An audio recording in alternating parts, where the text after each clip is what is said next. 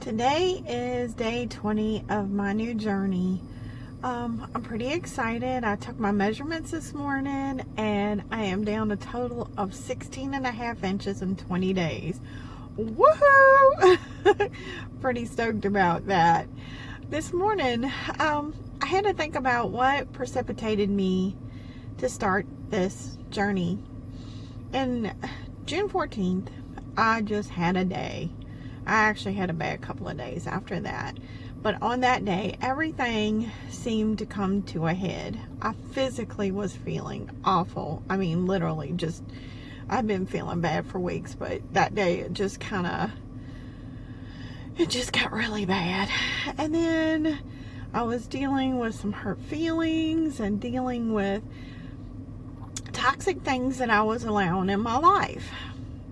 And I ended up, it was Friday after I got off of work, and maybe this sounds a bit vulnerable, but you know what? It's okay, because we all have a story, and sometimes if we share our stories and our vulnerabilities, you know what I'm trying to say, that it helps others. Anyway, so Friday afternoon, I ended up, after I got off work, I just felt so stressed out. I ended up pulling over in the Big Lots parking lot and just crying. I just cried. I sat there and I just bawled my eyeballs out. Once I stopped crying, God was like, okay, now that you're done trying to handle everything, trying to fix everything, trying to do everything your way, little girl, let's do it mine. And when he did that,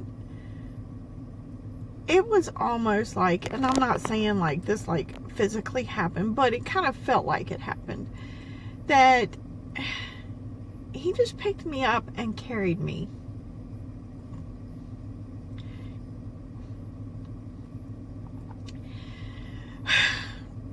Imperfect me. He carried me through that.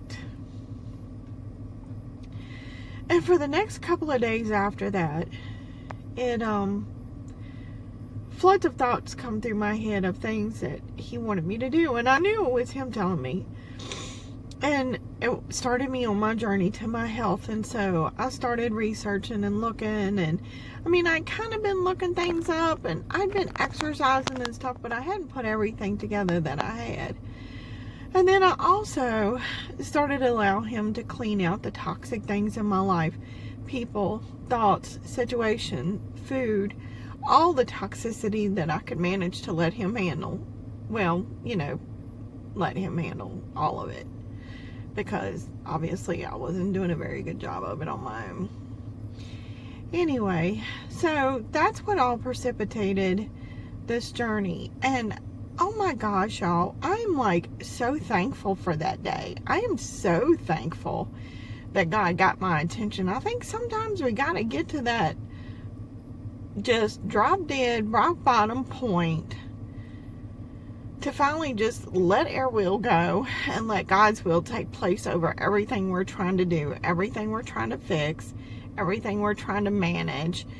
And it was a ton of I's, me's in there, and I can do this, and I can fix this, and I can take care of this.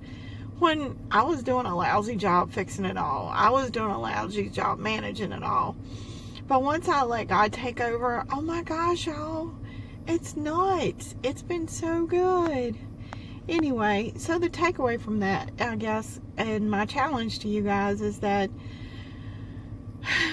when we try to manage our own stuff and we try to take care of things our way, we make a monkeyed up mess. We like to put band-aids on bleed outs. We try to fix what it's God's job to handle. And when we do that, we're just not good enough to do it.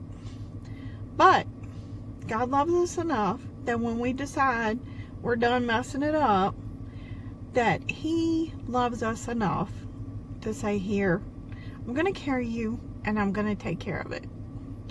So, anyway, y'all have a good one. Peace out.